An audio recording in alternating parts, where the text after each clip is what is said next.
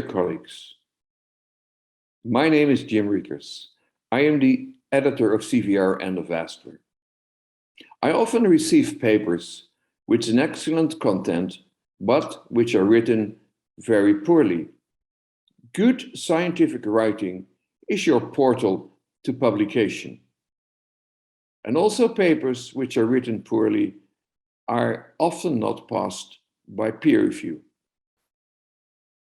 It would be a real pity if your scientific work is not published because your scientific writing is not good enough.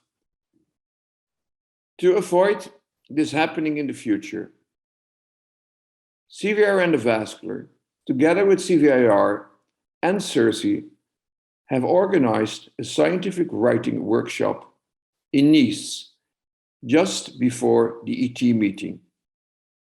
This scientific writing workshop is on June 20 and June 21. For this workshop, we have very high-profile speakers.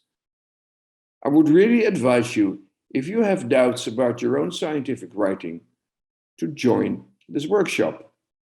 But you have to submit your application today or as soon as possible because there is only a limited amount of space. I hope to see you all in Nice in June 20 and 21.